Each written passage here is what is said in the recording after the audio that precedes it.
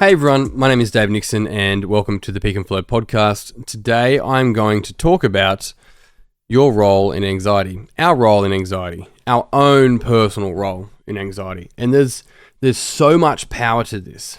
And the reason being is that there is so much messaging around that anxiety is out of your control. It just happens to you and there's nothing you can kind of do about it, right? You can just do a couple of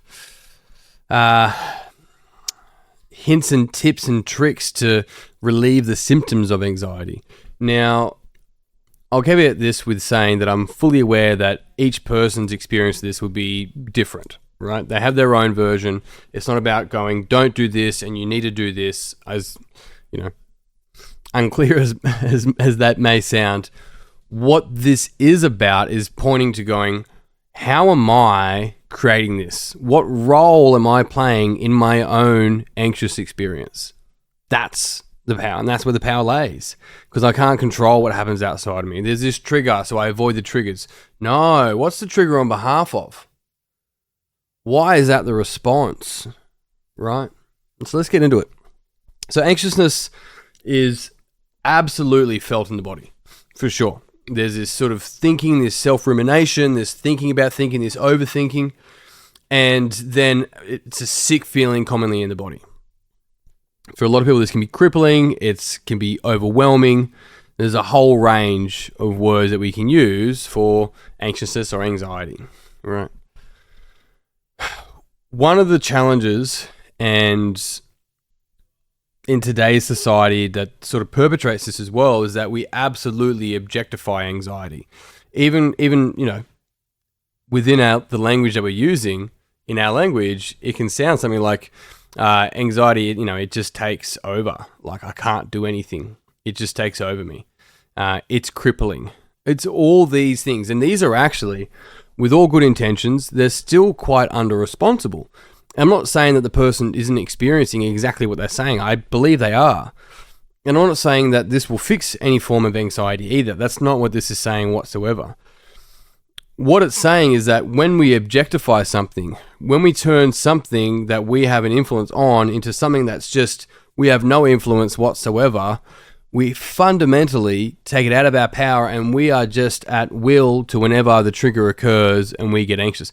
Some people get anxious because they don't feel anxiousness. They're so used to feeling anxious that when they're not anxious, that makes them anxious, so they start to feel anxious.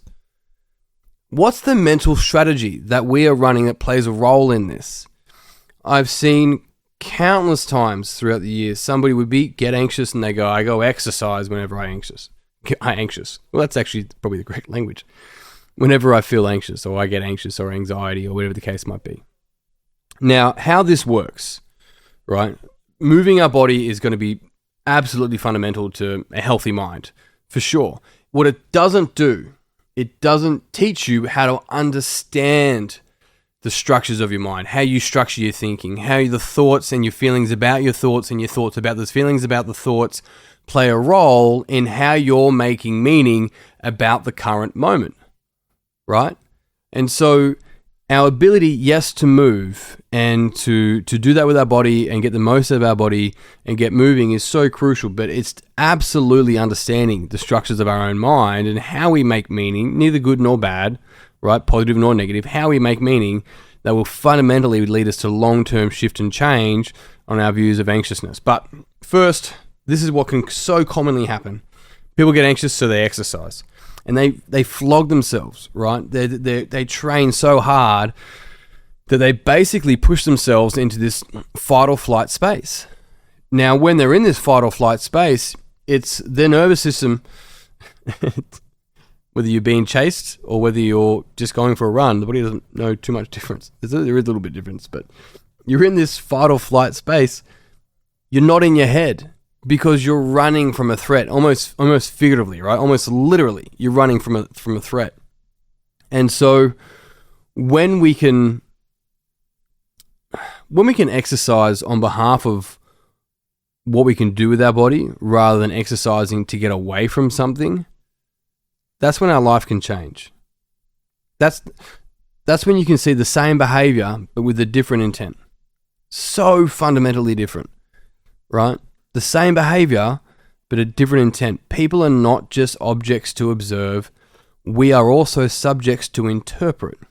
The difficulty is that interpretation is subjective in nature, which means it's hard to actually have frameworks and ground it, especially in empirical science, because we're looking in it, not at it, right? We're not looking at it, we're having to interpret and understand it and in it, and because that's murky and not clear, not black and white, people can struggle with it, but it is your own mind. The deeper that you get to meet yourself, the deeper you get to meet everyone else. And exercise has its role. Yes, but it is not the role. We have this mental difficulty, so we go have a physical solution. It won't work long term. If you have a physical solution that maps across with a mental solution as well, then we're on the right path. It's not mind over matter or matter over mind in that case. It is mind and matter. When we can take both of those, that's when we see real long-term change. And tools or frameworks that the individual can take with them and use forever, right? Because you can't always exercise when you feel anxious. It's not possible. And so if that's your only coping, hear the word coping mechanism, coping strategy, then you're not actually dealing, right? Because it's a way someone copes with it as opposed to a way that they understand it. Hang on a second, I'm getting anxious again. What's this about? It's very, very different. It's information. Energy emotion is information for the body. So when we feel anxious, that's just information. When we can explore that with this non-judgmental curiosity, then this is where we truly get to be able to really get leverage on how we're thinking, feeling, and physically showing up. As soon as we go exercise, so commonly we distract ourselves, right? Lose traction on where it's actually coming from and just simply put ourselves in a space where we're just working and panting so hard that we can't think about the things and the meaning structures we've made about why we might be anxious in the first place. So this is the challenge, that when we make it objective, when we make it something that's out of our influence, and I'm saying influence, not control, very deliberately, but out of our influence, then it will continually happen to us. We want to be able to go, what is the role I'm playing in this experience I'm having right now? We can't always, well, you're welcome to, but good luck, blame it on the environment. Blame it on other people, right? I had a phone call with a very dear loved one and they said, you give me anxiety. I'm like, I didn't say it. But in my head, I'm like, I don't have any anxiety to give you. You get anxious when you call me based upon what you think I'm going to respond with. That's not me. I'm not doing that. Now, there may be people in your life that respond a particular way that trigger that, and maybe they do that on purpose. So that's something that you yourself have to go, is this the type of relationship that I want to continually and interact with and honor and acknowledge in my life, or is it time for me to just grow and let them do what they do? Because when I set a boundary in a relationship, I'm not just setting it for me, I'm setting it for them. I teach people how to treat me by the way I treat me and by the way I treat them. It's really crucial. So let's look at our role. Well, commonly there's this external stimulus, external trigger, for lack of a better word. And then we will start to go observe that through our senses, visual, auditory, whatever it may be. And then we have a thought about that external event. And then commonly we will have a feeling about that thought. And then commonly have a thought about that feeling about that thought. This is what's known as a metastate in Dr. Michael Hall's body of work.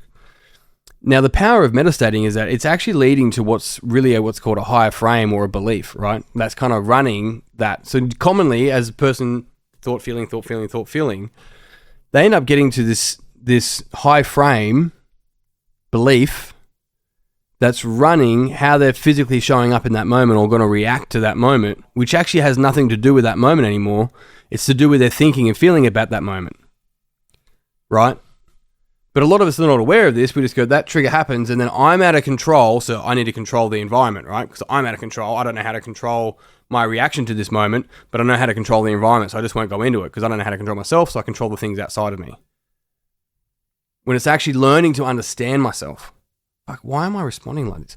Because there's been examples for people, like the gym's a perfect example. When they first come, they go, oh, this makes me really anxious. The gym gives me anxiety.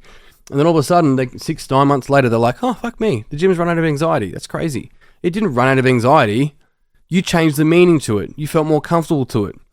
What happened on the inside that gave you a different result on the outside? And it's when we can actually ground this into frameworks and understandings that allow us to just get major leverage in our life. Powerful leverage. We're choosing how we're showing up now. We're conscious of the things that give us a deeper indication of what's going on for ourselves. I've told this story before, I'll tell it again. I posted a meme on Instagram at some point, and it simply just said, every frustration that we have about someone else can lead us to a deeper understanding of ourselves. And I had someone respond saying, how? And I'm not going to do that work for them. I said, how what? And they said, how does being frustrated at someone lead you to understanding yourself deeper? I'm like, where's the frustration? The frustration is here. It's in me about that out there. So I can tell the environment or the people around me to change, but what I'm not doing is changing. I'm going, I can't control myself. I don't know how I'm doing this, but I do know when you don't act like that, then I don't get like this, so don't act like that. Can you hear that? As opposed to going, I don't want to show up like this anymore. I'm done with this older version. Why does this keep happening? Why am I doing it? And asking from that non-judgmental, curious standpoint. And if you ask questions, you got to genuinely want to know the answer, because the answer might not be comfortable. But it's not comfortable long term in continually getting the environment around you to change just so you don't feel uncomfortable. This is growth. This is the uncomfortableness of it. That's the beauty of it. It is absolutely beautiful. Like, I'm not sure what other word to use. But this is the growth. And the more that we understand the meanings we're making, right? The thoughts about the feelings about the thoughts, etc., about any particular moment, we ourselves get to grow. And I remember early on in my business when I had some really big business fallouts, I was like, I'm not going to blame them for this, because if I blame them, I don't get to. I can't blame them and take the lesson. If I blame them, I don't get the lesson. I want the lesson, so it's not their fault. How did I contribute to this? So I don't do this again. What's my role in this? So that I can learn my lesson, so that I can move forward and grow. Because when I blame, I don't get to move forward. The last thing to add to that part as well is that if you're anxious, sometimes it's not the anxiousness that's bad. The question that's worth considering is, are you allowed to be anxious? Because what commonly a lot of people have made a negative meaning about the word anxiousness, or about the sensation of anxiousness. They get anxious about their anxiousness, right? Or shamed about their anxiousness. And this is commonly how they may spiral. So are you allowed to be anxious?